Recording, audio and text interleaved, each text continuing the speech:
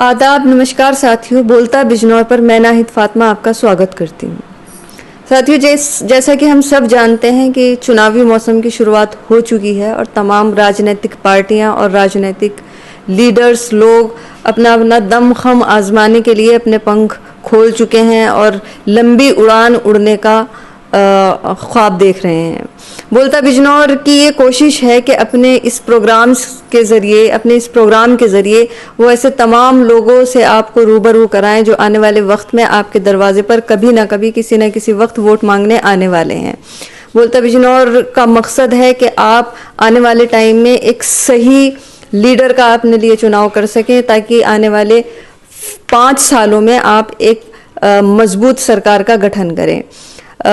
Bharatiya Janata party हो, कांग्रेस हो, Samajwadi party हो या बहुजन समाज पार्टी हो, इन सब के अलावा इस बार आम आदमी पार्टी ने उत्तर प्रदेश में अपनी किस्मत आजमाने की कोशिश की है और तमाम लोग जो आम आदमी से जुड़े हुए हैं वो कहीं ना कहीं चुनाव की तैयारियों में हैं।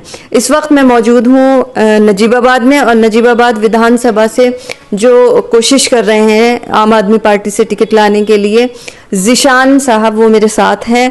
मैं उनसे तमाम मुद्दों पर बात करने वाली हूँ। ज़ीशान साहब एक लंबा समय दिल्ली में गुजार के आए हैं और सोशल वर्क में उन्होंने मास्टर्स किया है और इसके अलावा जो ख़ास बात है वो ये है कि इन्होंने दिल्ली में एक लंबा वक्त गुजारा है सियासतदानों के असली चेहरे एक वेबसाइट पर लाने के लिए, तभी कहीं ना कहीं राजनीति में इनका जुड़ाव हुआ है। बाकी ज़्यादा डिटेल में बात करने के लिए ज़ीशान साहब खुद मौजूद हैं। बहुत बहुत स्वागत है ज़ीशान साहब आपका। शुक्रिया आपका बहुत बहुत। आपने सबसे पहले जो आम आदमी पार्टी की आवाज़ है उसे जनता तक पहुंचाने का काम किया है और भी लोगों के आप इंटरव्यू ले रहे हैं, मैं देखता रहता हूं। लेकिन इस चैनल के माध्यम से मैं इस वक्त आम आदमी पार्टी की और जनहित के मुद्दों की बात करूंगा और मैं आपको बताना ये चाहूँगा कि जिस तरह से आपने कहा है कि मैं कुछ संस्थाओं से भी जुड़ा हुआ था दिल्ली में, तो दिल्ली में सबसे पहले जो हमारा वर्क था, मैं एक संस्था के साथ जुड़ा हुआ था, एसोसिएशन फॉर डेमोक्रेटिक रिफॉर्म्स। ये एक संस्था है जो चुनाव सुधार के ऊपर काम करती है। ये जो नेता हैं जो चुनाव लड़ते हैं उन सबकी जो बैकग्राउंड डिटेल्स है वो इंटरनेट पर अपलोड करते हैं ताकि जो वोटर्स हैं, जो जनता है, वो अपने नेता का सही चुनाव कर सके। तो हमेशा से ही निष्पक्षता के साथ, पारदर्शिता के साथ ये संस्था काम करती थी। मैं भी संस्था के साथ जुड़कर काम करता था। तभी से मेरी एक थिंकिंग चेंज हुई, क्योंकि संस्था का जो एक मकसद है, उद्देश्य, वो ये था कि जो नेता हैं वो पूरी तरह से उनकी हर चीज़ पारदर्शी होनी चाहिए और जनता के प्रति उनकी जवाबदेही होनी चाहिए हर नेता की। अगर एक आम जनता एक नेता को बना रही है और चुनकर उसे लेकर आ रही है तो उसका जो कर्तव्य है वो यह होना चाहिए कि 24 घंटे वो जनता की आवाज़ बनकर जनता के साथ खड़ा रहे। क्योंकि हम अक्सर ये देखते हैं, ऐसा होता है कि जब एक नेता को चुन लिया जाता है और वो चुनकर आ जाता है तो फिर उसके लिए जनता के मुद्दे पीछे हो जाते हैं और जो दूसरी चीज़ें हैं वो सामने आ जाती हैं। हम अगर नजीबाबाद की बात करें तो पिछले कई वर्षों से मैं देख रहा हूं कि हमारा जो नजीबाबाद है वो बिल्कुल अनाथ है। यहाँ पर कोई लीडर नहीं है इस तरह का जो जनता की आवाज़ बन सके। कई मुद्दों पर यह देखा गया है कि नेता गायब हो जाते हैं बीच बीच में से। अगर हम किसी नेता के पास जाते हैं, दरवाज़ा खटखटाते हैं, तो हमें यह आवाज़ आती है कि नेताजी इस वक्त मौजूद नहीं है, वो लखनऊ में है या कहीं पर भी गए हुए हैं। हमेशा जनता अपने आप को एक ठगा सा महसूस करती है। ये तो बात हुई इस चीज़ की। दूसरी बात, अगर विकास की बात करें तो पिछले कई वर्षों से नजीबाबाद का विकास बिल्कुल जीरो है। यहाँ पर अस्पतालों की अगर आप दशा देखेंगे, अस्पतालों की दशा बिल्कुल खराब है, स्कूलों की दशा खराब है, सौंदर्यीकरण नहीं है। हमारा शहर जो है बिल्कुल इस तरह से एक अनाथ सा हुआ पड़ा है। अगर आप यहीं आसपास की जगह पर जाकर देखेंगे तो हर चीज आपको चमकती हुई नजर आएगी। लेकिन जब नजीबाबाद की बात करेंगे तो यहाँ पर कोई पार्क नहीं है, कोई स्टेडियम नहीं है, अस्पताल अच्छे नहीं है, स्कूल अच्छे नहीं है और यहाँ के नेता भी अच्छे नहीं है। तो मेरा जो मानना यह है कि अब जनता को सोचना होगा, नेता जो पुराने नेता हैं उन्हें बदलना होगा, जो पुराने विधायक हैं उन्हें बदलना होगा और एक बदलाव के साथ नए चेहरों को मौका देना होगा ताकि नजीबाबाद का विकास हो सके। अभी तक जो आपने बताया उसके मुताबिक आप एडीआर में काम करते रहे हैं और उसमें आपका काम ये था कि जो भी नेता होते हैं उनकी रियलिटी आप जनता के सामने लाएं। अब बोलता बिजनौर के माध्यम से आपकी रियलिटी सामने आने वाली है। तो जो अगला सवाल है वो ये है कि इस एसोसिएशन में काम करते करते अचानक आपको ऐसा क्यों लगने लगा कि मुझे खुद को पॉलिटिक्स करनी चाहिए? देखिए, मुझे इसलिए लगा क्योंकि जब एक तो मैं एक संस्था में काम कर रहा हूँ और हमारी जो संस्था है वो ये चाहती है कि पारदर्शिता होनी चाहिए, जवाबदेही होनी चाहिए, ठीक है ना। लेकिन इसके उल्टा जब मैं देखता हूँ अपने नजीबाबाद की तरफ, तो मैं जब ये सोचता हूँ कि हमारे नजीबाबाद में अभी तक इस तरह की सुविधाएं नहीं है और जो नेता हैं वो नहीं दे पाए हैं, जिसकी वजह से जो युवा हैं, यंग हैं, उन्हें कई परेशानियों का सामना करना पड़ता है। उनके पास रोजगार के साधन नहीं होते, उन्हें रोजगार, जब वो 12th क्लास पास कर लेते हैं तो वो दिल्ली की तरफ भागते हैं, देहरादून की तरफ भागते हैं, नजीबाबाद में उन्हें कोई फैसिलिटी नहीं मिल पाती है। तो जब मैंने ये चीज़ें एडीआर में रहते हुए देखी कि अभी नजीबाबाद बहुत पीछे है, और जो मेरे अंदर एक चीज़ है कि नजीबाबाद का विकास होना चाहिए मुद्दों के ऊपर, उसी चीज़ को देखते हुए मैंने नजीबाबाद की ओर रुख किया और मैंने सोचा अब युवाओं का भी वक्त है, युवाओं को आगे आना चाहिए, और मैंने कोशिश की कि मैं युवाओं को जोड़ सकूं, और जो पुराने नेता हैं और जो जिन्होंने काम भी नहीं किया है, उनके बदलाव का वक्त आ गया है, उन्हें बदलना होगा।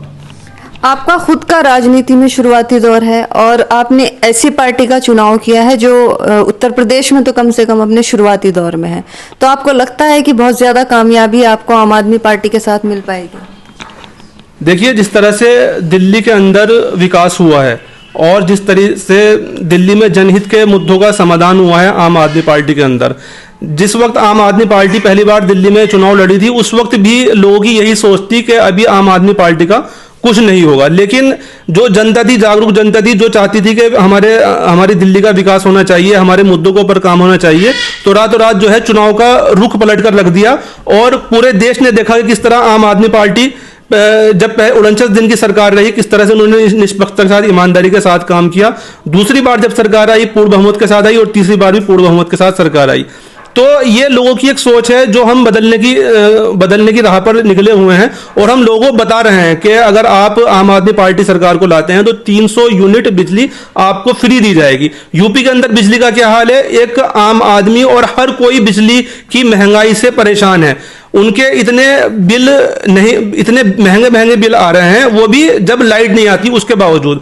तो जनता इस चीज को देख रही है, तो हमें पूरा यकीन है इस बात का कि जनता बदलाव लेकर आएगी और आम आदमी पार्टी के विधायकों को इस बार मौका देगी, उम्मीदवारों को मौका देगी, ताकि वो उत्तर प्रदेश को भी उसी तरह से बदल सके जिस तरह से दिल्ली में बदलाव किया है।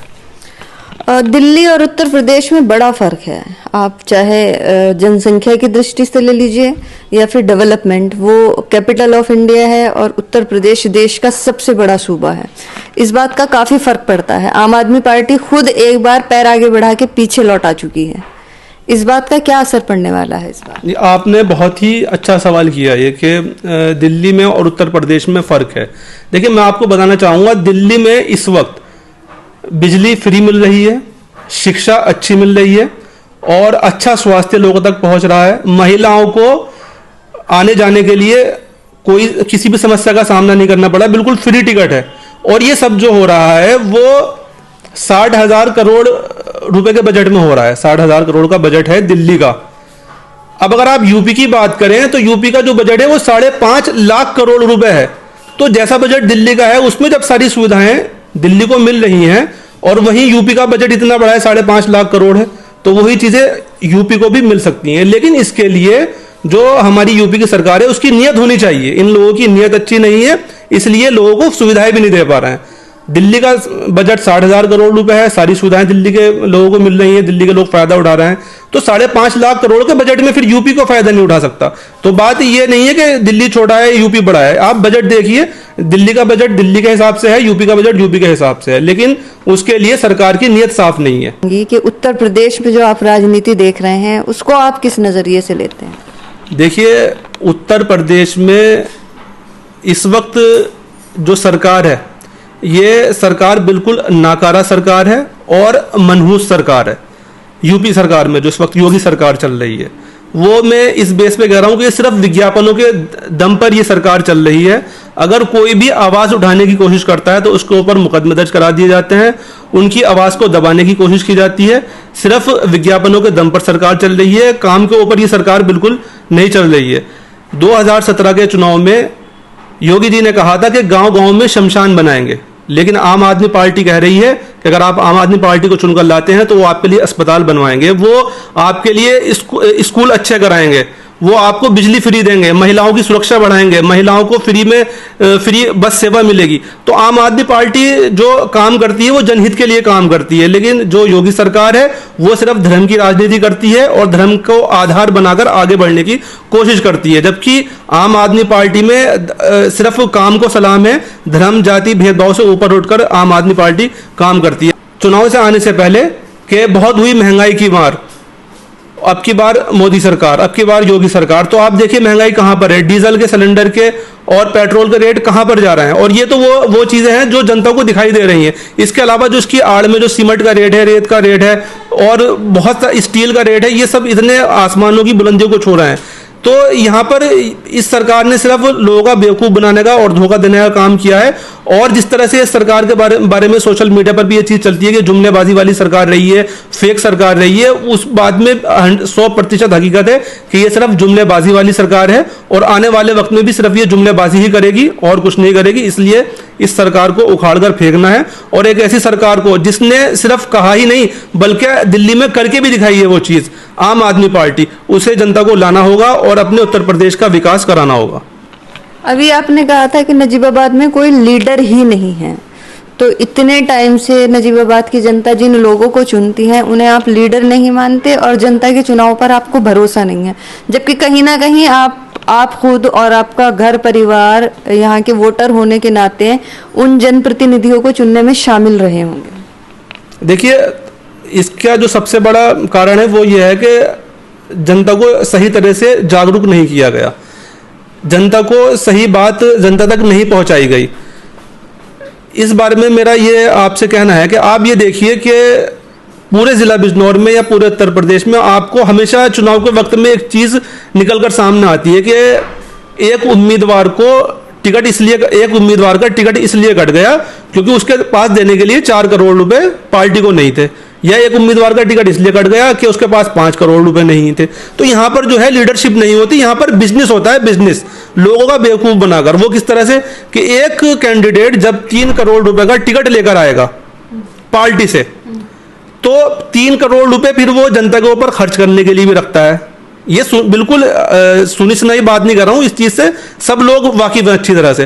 तो 6 करोड़ रुपए सिर्फ उसने पार्टी का टिकट लेने पर और अपने झूठे प्रचार में खर्च कर दिए। तो अगर वो जीत गया, और ऐसा होता भी है, वो जीत कर भी आता है कि धन बल का फर्क पड़ता है इस चीज चुनाव में, जब वो जीत कर आता है तो 6 करोड़ रुपए तो पहले वो अपने वसूल करता है जो उसने चुनाव में खर्च किए, फिर इतने ही रुपए वो अपनी तिजोरियां भरने में लगाता है कि मेरी तिजोरियां किस तरह से भरेंगी। तो वो जनता का विकास कहाँ कर पाता है। तो लोगों के बीच में कहीं ना कहीं इस चीज का अभाव है, कमी है कि वो सही तौर पर एक उम्मीदवार को नहीं देख पाते कि ये जो नेता इतने पैसे खर्च कर रहा है वो वास्तव में हमारे शहर का विकास करा भी पाएगा या नहीं करा पाएगा। कितनी उम्मीद है आम आदमी पार्टी आपको टिकट करेगी? देखिए, मैंने अपनी दावेदारी पेश की है आम आदमी पार्टी के सामने। अगर आम आदमी पार्टी ने मेरे ऊपर भरोसा किया और मुझे टिकट दिया तो मैं मेहनत करूंगा। मुझे पूरी उम्मीद है कि आम आदमी पार्टी मुझे टिकट दे सकती है और अगर मुझे टिकट दिया तो मैं उस उम्मीद पर खरा उतरने की भी कोशिश करूंगा। लेकिन इसके अलावा अगर पार्टी किसी और को भी टिकट देती है, मैंने पहले ही कहा आपसे कि हमारे यहाँ काम को सलाम है और काम की हम राजनीति करते हैं, स्वार्थ की राजनीति यहाँ पर नहीं होती है। तो किसी को भी आम आदमी पार्टी ने टिकट दिया, हम पूरे तन मन और धन से उस उम्मीदवार को आम आदमी पार्टी के चुनाव लड़ने का काम करेंगे। अच्छा, इतने सारे यहाँ पर चेहरे हैं जो चुनाव की लाइन में हैं सभी पार्टियों से, उसमें आपकी क्या कैलकुलेशन है जिसकी बेस पर आप इतने कॉन्फिडेंस के साथ चुनावी मैदान में उतरना चाहते हैं? देखिए, मैं जो इस कॉन्फिडेंस के साथ चुनाव के मैदान में उतरा हूँ आम आदमी पार्टी की तरफ से, वो सिर्फ वजह यही है कि आम आदमी पार्टी ने जिस तरह से दिल्ली में विकास कराया है, दिल्ली में बिजली के बिल फ्री किए हैं, स्वास्थ्य सेवाएं लोगों तक पहुंचाई हैं, शिक्षा पहुंचाई है, मोहल्ला क्लिनिक पहुंचाया है, महिलाओं के लिए काम किया है, महिलाओं की सुरक्षा के लिए काम किया है, महिलाओं को फ्री बस सेवा दी है। तो ये सभी मुद्दे हैं जो आम आदमी पार्टी ने सिर्फ कहे नहीं बल्कि करके भी दिखाए हैं। इन्हीं मुद्दों को बेस बनाकर आम आदमी पार्टी उत्तर प्रदेश में भी यही बात कह रही है कि जिस तरह से दिल्ली में विकास हुआ उत्तर प्रदेश में भी विकास होगा। तो मुझे पूरी उम्मीद है कि नजीबाबाद के लोग भी इस बात को समझेंगे और नजीबाबाद के लोग अब की बार एक अच्छी सरकार चुनने के लिए अपना वोट देंगे। नजीबाबाद की राजनीति में एक नया और फ्रेश चेहरा तमाम उमंगे, वादे, इरादे लेकर आ रहे हैं। इनके वादे इरादे और इनकी ख्वाहिशें कितनी पूरी होंगी ये आने वाला वक्त बताएगा, क्योंकि सियासत एक ऐसा समंदर है जो इसमें एक बार गोता लगा लेता है उसका बाहर निकलना बड़ा मुश्किल हो जाता है। ज़िशान नजीबाबादी को बोलता बिजनौर की तरफ से शुभकामनाएं। इस सीरीज़ में अपने किसी नए मेहमान के साथ आपके सामने फिर हाजिर होंगी, तब तक के लिए जय हिंद।